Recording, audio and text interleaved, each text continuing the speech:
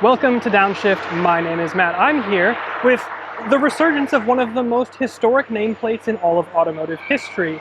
This is the 2023 Toyota Crown, and I've been spending some time with it here in Texas. And since we're here at an event, we're going to shoot things a little bit more POV than we usually will. So we're going to walk through some of the best and the rest features, and then we're going to take it out for a drive. So stay tuned for that. But this new Toyota Crown is an interesting direction for Toyota to take as the world turns toward more compact SUVs, and EVs. So rolling out a new flagship hybrid sedan is interesting. It's very good, but not everything's perfect. So we're gonna hit the best and the rest, starting with the rest. First thing we're gonna talk about is the trunk. Now it's got a nice kind of clean rear face, but finding the trunk release button takes a minute. It's this small button right here. That's it. That's all you can push to release the trunk.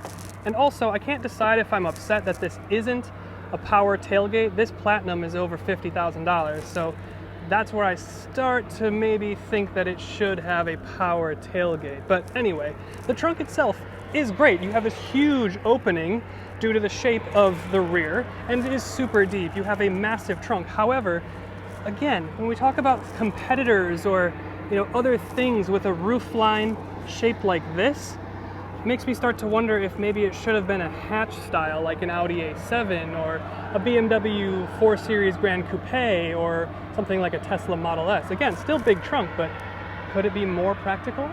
Number two is the lack of head-up display. Again, this thing is pretty expensive and you get a lot of really nice equipment. You have fully digital cluster, you've got the big new infotainment system, and you have a lot of other tech features here as well. So it seems like a strange omission to not include a head-up display. And third and finally, I want to talk about price. And do people really want this? I mean, sales have indicated that people want crossovers. And while the Avalon was very good, and this Crown is very good, its sister or cousin vehicle, the Venza, seems more in line with people's buying behaviors, at least now. Now, I will say, from a pricing perspective, it also does seem a little bit expensive, especially in this Platinum trim.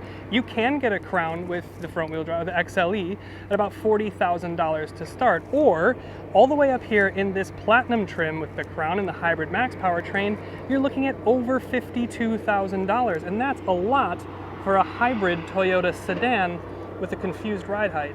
But there's a lot of good stuff going on with the Crown, so let's start with powertrains. Now you get two options here. You can get the base hybrid option, which is the 4th generation Toyota hybrid synergy drive, and it's the 2.5 liter naturally aspirated 4-cylinder with the hybrid and electric motors system that we're used to seeing.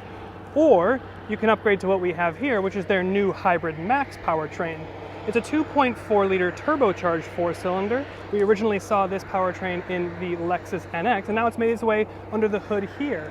And then of course you have the hybrid component with it as well, and it's making 340 horsepower and a whopping 400 pound-feet of torque. 0 to 60 is good for about 5.5 seconds, which is pretty quick for something like this, and you're still getting about 30 mpg combined. So pretty impressive power, pace, and efficiency. One thing I don't like, though, in a $52,000 Toyota is the prop rod for the hood. Make it struts. Number two, the next thing that I like is the fact that you get all-wheel drive as standard. The base hybrid option gets you a more conventional all-wheel drive system, but the upgraded Hybrid Max that we have here goes for an e-all-wheel drive, similar to like what we've seen in the RAV4 Prime. That means there's no physical connection from the engine to the transmission and the back wheels. This is just driven by an electric motor. And of course, it's not going to run out of juice because it's a conventional hybrid system, but you do still have all-wheel drive as standard no matter what kind of Crown you get, which is pretty nice, something you didn't get in the Avalon. And number three, I just kind of like the way that it looks. I know that it's polarizing for some people, but I actually kind of like the two-tone. It gives it a little bit more personality, a little bit more character. You don't have to get the two-tone, of course, but I think it looks good. And this red in direct sunlight looks fantastic. And this is interesting. It reminds me a lot of the BZ4X that we were just in by having this black accent over your LED headlights. Kind of reminds me of that the little fin that we had in the BZ4X. But looking at the front, it is obviously dominated by this grille, which, as you can see, is filled in. It's not open. Your air intakes are here, and then your parking sensors and cameras and stuff are there. Completely LED headlights, both running and projectors, and then you've got some silver accenting. And then we come around to the side, and we can see Toyota Crown spelled in right there. And then I want to show you the profile here. Now, the biggest thing that strikes me from the profile is the fact that it seems so raised.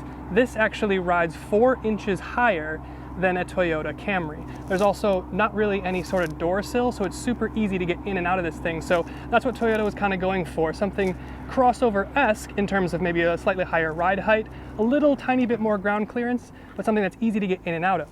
And then we look at the wheels, and these are massive. These are the big 21-inch wheels. You can have anything from a 19 to a 21. Of course, they're wrapped in some scratchy-ish black plastic.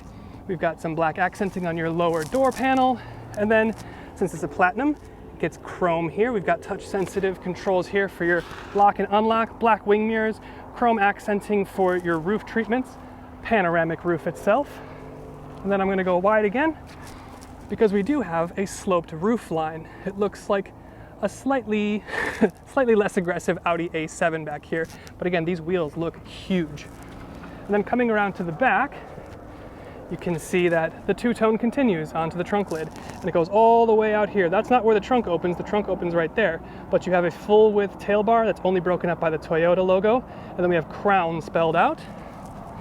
And we've got Hybrid Max and the Platinum. Again, the Platinum comes standard with that Hybrid Max. I think it looks cool. It's got a little bit of like ribbing for your pleasure right here, which is great. You love to see it. And then no exhaust tips, because why would you have exhaust tips on your Hybrid? And then that annoying trunk release button that's so small. And then just talking of some general luxury touches in here, you start with the pano roof, which would be nice, and it is nice, but you do have this bar going all the way across, which makes you think that you can open this part of the roof. No, you cannot. You do have a physical shade that closes, but this, of course, is for structural rigidity. You see it connects to the B pillar right there, so it keeps the car nice and safe and rigid. And then we talk about the seats themselves. They have this copper accenting that we've seen on the Venza, which is very nice. It's continued on the door card, on the vent, all the way across the dash. You have this Lexus LC style shifter, which I think is just super cool. And then you've got some slight gold and copper accenting here. And then of course you have heated and cooled seats. You've got a nice digital gauge cluster, big screens, and overall it's really comfy. And next I want to compliment the technology stack here. Now you get great things like a fully digital instrument cluster. Your Toyota Safety Sense autopilot is fantastic, as it has been lately. You've got your wireless charging pad here, which is nice and vertically holds the phone, so you can see if you get any notifications. Not that you should check them. And then you've got the new Toyota screen. Now this is one of the bigger screens that Toyota has across its lineup. And it's running the new software, so you get over-the-air updates, you get dual Bluetooth connection, and you get wireless Apple CarPlay. And then you play with the LC style shifter, and you have a really nice 360 camera. You can toggle on and off trajectory, and you can adjust how wide you want the angle to be. Pretty nice. And then stepping into the rear, it's pretty nice back here. This is their big full-size sedan, and it shows when you get into the rear seats here. Now I'm going to close it because construction. But when you're back here, you have pretty nice stuff. You've got dual map pockets, you've got dual climate vents, dual USB-Cs, you have single level heated seat, which I would like to see a double level. That's what you have in like an Ioniq 5 and an EV6. But at least you have heated rear seats back here. You also have a panoramic roof, bringing in a little bit more air. The main thing that I have complaints on is the fact that you do have a drivetrain tunnel here, even though this is E all-wheel drive, but I suppose they're not going to change the chassis for the Hybrid Max powertrain. And the other thing that I have to complain about is I have to have my head this far back, which is unnatural, to fit in here. So headroom, not the best. That's the price you pay for the slopey roofline. And number 7, last thing we want to talk about is the ride. We're going to floor it here. Great power. You hear the engine rev up a bit, and then there's this tiny little whisper of electric sounds that this is the new turbo sound, ladies and gentlemen. But this thing is pretty quick. I mean, this 2.4 liter turbocharged 4-cylinder with the electric motors and this Hybrid Max thing gets you to about 60 miles an hour in about 5.5 seconds. I mean, that is pretty quick, especially for something of this size, of this weight, and of this class. So it's not like it's wanting for performance, but the nice thing too is that was in comfort mode. This is my second take because I screwed up the first one, but we'll go into Sport S Plus. Now the first time I did this in Sport S Plus, I got a bit of wheel spin from the front axle, so we're gonna try it again. Floor it. There it is, wheel spin. Traction lighting up. right up near the top is where you start to get that little electric spoolie sound, which is just kind of cool. So you do have 6 different drive modes here. You've got Custom, Sport S Plus, Sport S, which again is very Lexus naming conventions. You've got Normal, Comfort, and Eco. So you can totally control how you want the car to respond based on whatever you're feeling or how hard you want to drive the car. But no, it has power, it has pace. That's not really the thing that I'm talking about when I say I like the way that this thing drives. This is still a big, full-size Toyota sedan, and what I'm looking for from a big, full-size Toyota sedan is comfort. So dialed back into comfort mode, it just gets soft. Even with these 21-inch wheels, the ride is supple, the cabin is nice and isolated and quiet. I've got great visibility, the steering kind of weights back, and you've also got this great Toyota safety sense system to take control for you if you want. It's just nice. This is a good example of it's easy to get on with this car. You don't need to get into an SUV for a higher driving position or whatever it is you think you need. You can get it here in a sedan, get great fuel economy, have good power, and have something that's really nice and comfortable to get on with and live with on a day-to-day basis. So I think with that, it's a good time to get in the final thoughts. So that's the best and the rest of the 2023 Toyota Crown. And I have to say, it's pretty good. I'm pretty impressed with it.